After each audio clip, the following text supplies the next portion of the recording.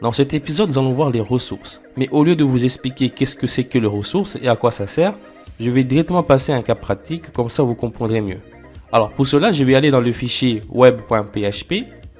Et ici, nous avons déjà créé une route qui permet d'afficher des articles. Si je tape dans le terminal php artisan route 2.list, on voit que la route qu'on avait créée apparaît. Maintenant, je vais créer une route de type ressources. Je vais remplacer ici get par ressources.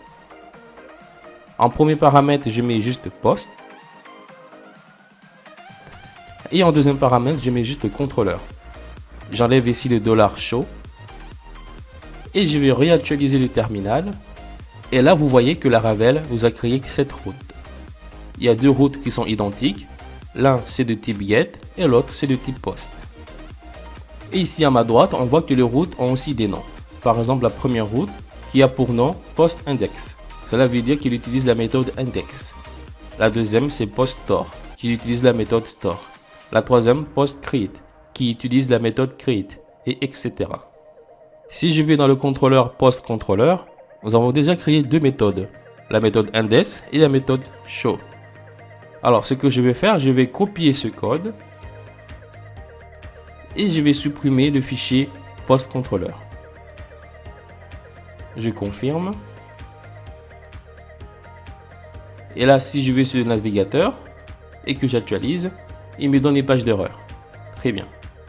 Alors maintenant, je vais recréer le contrôleur, mais avec des ressources. Pour cela, je tape php artisan make contrôleur. Je mets le nom du contrôleur.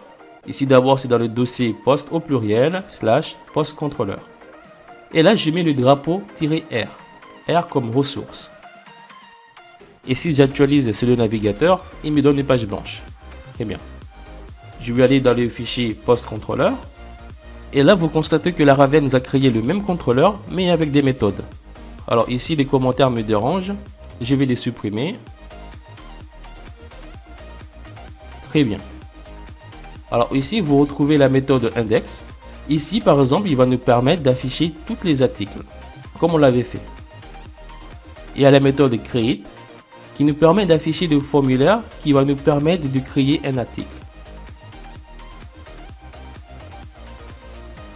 Ici, la méthode store va nous permettre de recevoir les requêtes issues du formulaire de la création d'un article et il va nous permettre également de faire des validations et d'enregistrer l'article dans la base de données.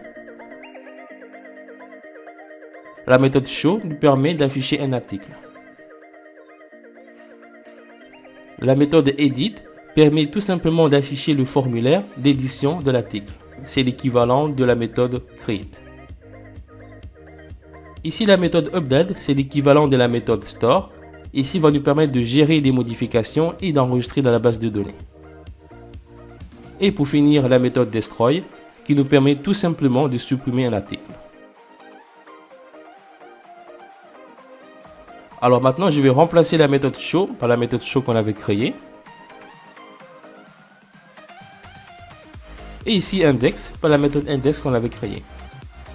Ici, j'actualise et il me donne une erreur. Parce que ici, je n'ai pas importé de namespace du modèle post. Et là, j'actualise. Très bien. Je clique sur article 1. Il n'y a pas de problème. Alors ici, ça me dérange un peu le header.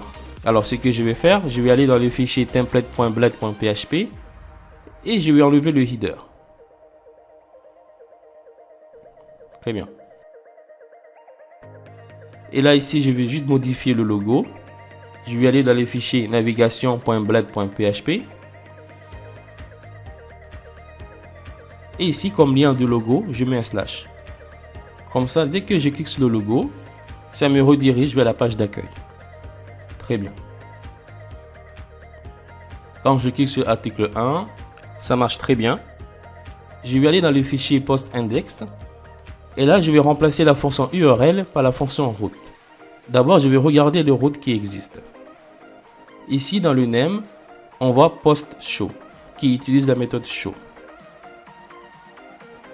Et là, dans le URL, il y a post, slash, et là on va les paramètres, comme celle qu'on a fait ici.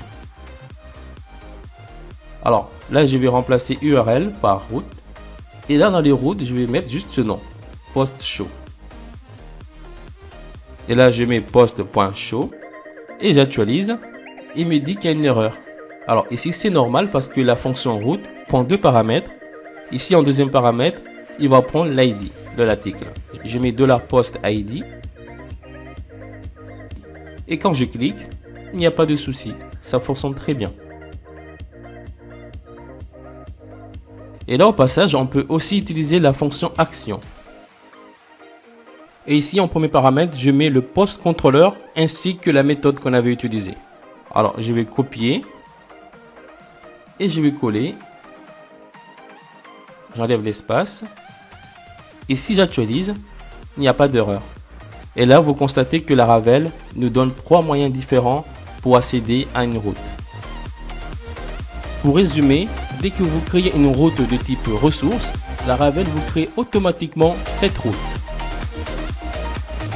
Par exemple, une route qui porte le nom post avec le contrôleur post controller.